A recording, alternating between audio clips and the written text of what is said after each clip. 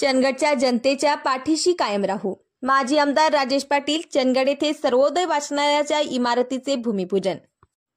सर्वसामान्य जनतेच्या सर्वांगीण विकासासाठी मोठा निधी आणला। चंदगड शहराला आमदारकीच्या काळात निधी कमी पडू दिला नाही। शहरासह नव्या पिढीची गरज ओळखून सर्वोदय वाचनालयासाठी 1.25 कोटी निधीतून दिमाखतदार इमारत उभी राहणार आहे।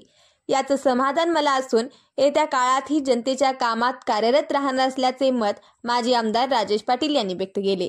चंदगड येथे वाचनालयाच्या इमारतीचे भूमिपूजन करून ते बोलत होते। माजी नगराध्यक्षा प्राची कानेकर म्हणाल्या, स्पर्धा परीक्षेच्या विद्यार्थ्यांची गरज ओळखून वाचनालय सुसज्ज व्हावे अशी अपेक्षा माजी आमदार राजेश पाटील यांच्याकडे व्यक्त केली होती। त्यानंतर वाचनालयाच्या इमारतीसाठी त्यांनी मोठा निधी दिला। याचा चंदगडकरांना फायदा होणार असून त्यांच्या कायम ऋणात राहू असे त्यांनी सांगितले। आमदार पाटील म्हणाले, मी आमदार असताना नगरपंचायतीसाठी कायम सहकार्य केले।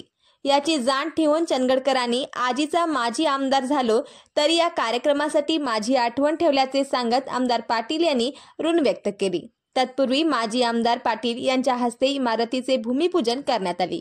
यावेळी माजी उपनगराध्यक्ष फिरोज मुल्ला, दयानंद कानेकर, बाबू हळदणकर, राजेंद्र परीट, नेत्रदीपा कांबळे, अनिता परीट, भारती पाटील, अभिजित गुरबे, प्रवीण वाटंगी, सुधीर देशपांडे, सुरेश सातवणेकर, बाळासाहेब हळदणकर, संजय ढेरे यासह नागरिक उपस्थित होते।